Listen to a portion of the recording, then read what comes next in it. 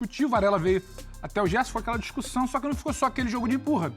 Entrou um soco ali, bem forte, uma suspeita de fratura, o treino parou, mas é aquilo, Zé, choca. Fala, nação, começando mais um vídeo aqui pro canal. O Flamengo literalmente tá virando UFC, cara. Mais uma agressão aconteceu, o Gerson deu um soco no Varela no treino e a gente vai ver junto aqui os comentaristas da ESPN falando sobre o assunto. Mas antes, se inscreve aqui embaixo no canal e já deixa o like, falou? Pode chocar, só não pode surpreender. O atacante, o centroavante, grande ídolo, quase chegou às vias de fato com o vice-presidente dentro do vestiário. Foi mesmo. O preparador físico acertou um soco na cara do outro atacante, do Pedro. O Gerson hoje acertou um soco em cheio no rosto do Varela, pegando ali até uma suspeita de fratura, é isso? de fratura, sim, tamanha força do Tá soco. descobrindo um novo esporte, Então, a gente pode ficar chocado. Houve trocação? Não, foi um soco só. Foi um soco só e fraturou? Até para te explicar uma disputa de O que treino. aconteceu? E até para trazer um pano de fundo da briga. Desde Gerson aquele Foreman. episódio do soco do preparador, que se questionava muito o ambiente no Flamengo, a relação do Sampaoli, da comissão do Sampaoli com o jogador. Tem uma divisão muito clara, né? Tem os jogadores que têm uma relação profissional, ok, cordial com o Sampaoli, no caso de Gerson, de Gabriel, de Felipe Luiz até, de Davi Luiz, das lideranças. Foram até alguns dos motivos utilizados para sustentar o Sampaoli quando daquele imbróglio. E tem uma ala do grupo que não fala a mesma língua, que é o Rodrigo Caio, o Pablo, o Varela, que foi a turma que o São Paulo chegou e virou e falou: vocês não estão nos planos, vai jogar quando não tiver mais opção. Então, tem muito clara essa divisão. E tem uma divisão também de quem acha que o grupo está correndo, quem acha que o grupo não está correndo. E foi uma disputa de bola do Gerson com o Varela. O Varela achou que o Gerson chegou forte demais e ficou reclamando para alguns companheiros. De longe, o Gerson naquela, tipo, o que foi? O que esse cara tá falando? Aquela coisa meio, o que foi aí? E aí começaram a discutir, o Varela veio até o Gerson, foi aquela discussão, só que não ficou só aquele jogo de empurra. Entrou um soco ali, bem forte, uma suspeita de fratura, o treino parou, mas é aquilo, Zé, choca, é chocante, não é o comportamento que ninguém espera, mas quando começa a pipocar esse tipo de notícia toda semana, você não se surpreende mais.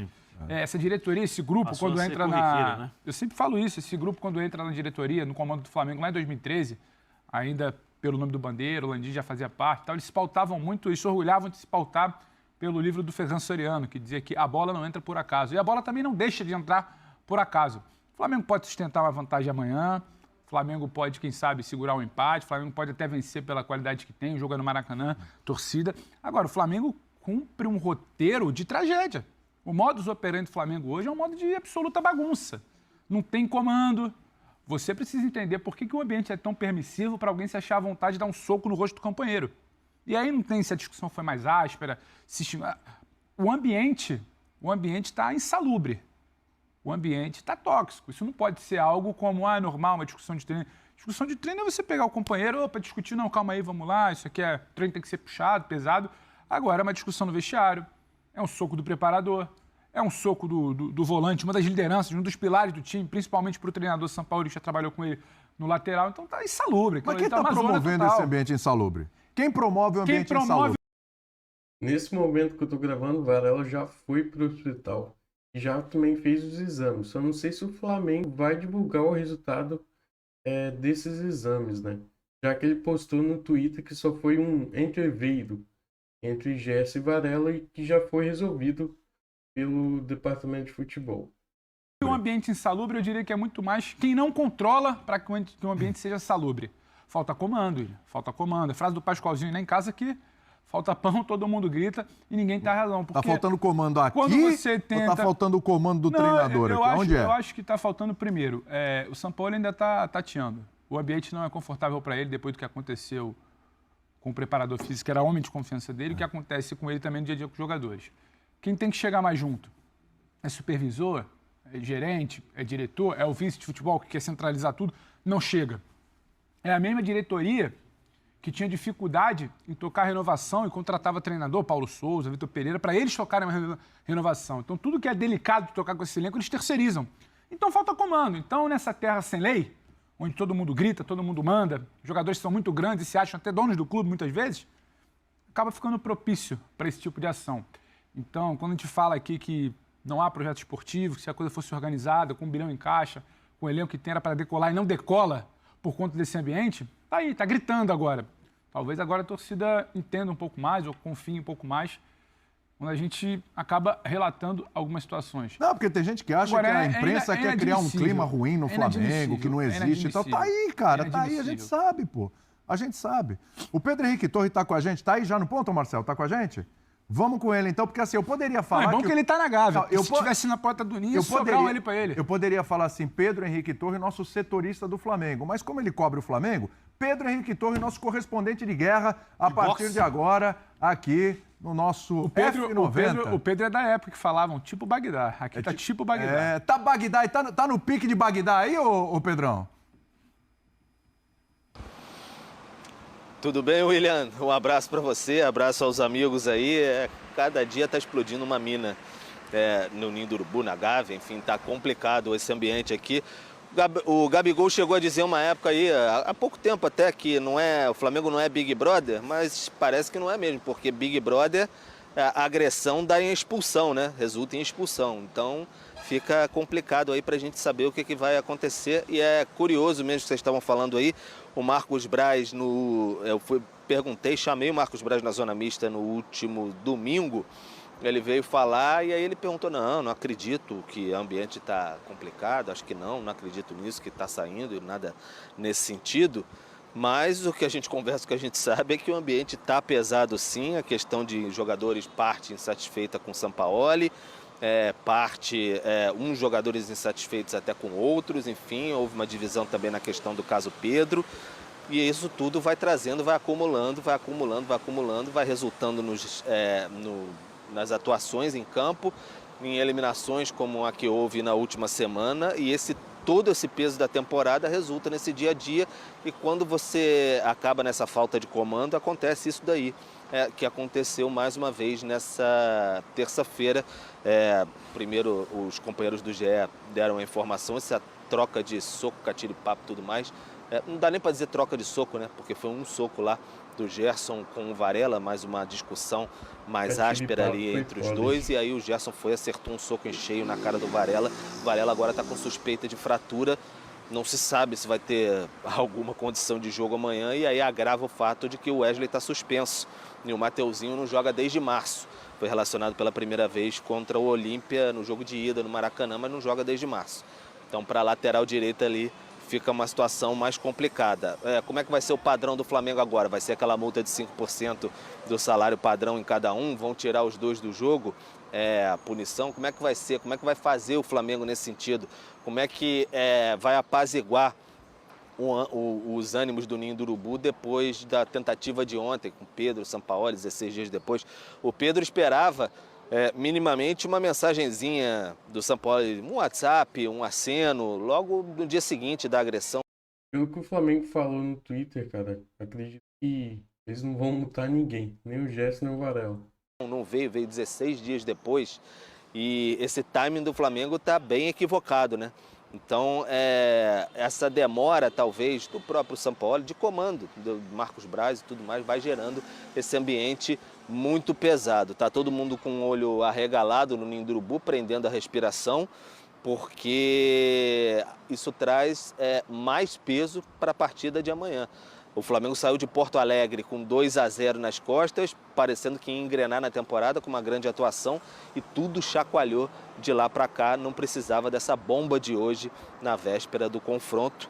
A gente está apurando mais informações aqui, certo é que os dois saíram do treinamento de forma um pouquinho mais cedo, foi na reta final do treino ali, eles saíram um pouco mais cedo e estão esperando agora o que vai ser a diretoria reunida agora para saber qual vai ser a determinação para Varela, que está com a suspeita de fratura no nariz, e o Gerson também, que foi o agressor da vez.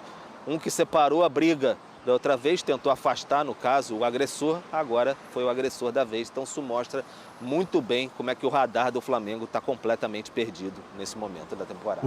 O Zé tem uma perguntinha para você, Pedro. Vocês já imaginaram, rapidinho, já imaginou amanhã, Flamengo e Grêmio, entra o Varela com uma proteção aqui, aquela máscara, protegendo aqui, e o Gerson jogando ali no meio, os dois, gente sabendo o que aconteceu. Olha, fala, por que o cara tá usando? Não, porque o cara que tá jogando ali no meio quebrou o nariz dele. Quebrou entre aspas, né? Força de expressão, muito né? Engraçado. Arrebentou o nariz dele no dia anterior. E o cara tá jogando também, não foi punido. Cara, olha que situação mais absurda pode acontecer amanhã. Porque é o que lembrou o Pedro. Não tem o Wesley, Mateuzinho não joga de longa data. Era o Varela. Era o Varela. E o Gerson? Tinha que ter punição também, né? Porque se o Pedro foi punido por tomar uma porrada no queixo, o Gerson tem que tomar punição dele Gerson também. troca socos, na verdade, o Gerson só dá o soco. É, né? a Ele informação não que a gente tem é que trocou, não né? teve a troca de soco. Né? Ele Ele foi troca, lá. foi trocação. O Pedro traz a informação, e até para esclarecer, não teve a troca de soco, mas não é também que o Varela não tenha feito nada. O Varela sai que vai em direção ao Gerson para confusão. E aí o Gerson reage e dá o soco nele. Então ali tem duas Mas parece que o Varela tentou dar um soco no Gerson também, né? Só que o Gerson desviou. Mas não sei até onde isso é verdade ou não. pessoas brigando. Então acho que a punição não passaria só pelo soco do Gerson, mas também pela confusão provocada. Porque parece que quem buscou foi o Varela, né? Quem buscou, Ele buscou ali, o contato quem chegou, e o contato veio? Buscou o contato veio que veio. Veio que veio. Mas fala aí, Zé. Boa tarde, Bubu. Boa tarde, William. Bem-vindo, né? Bem-vindo. Obrigado. Boa tarde, Pedro.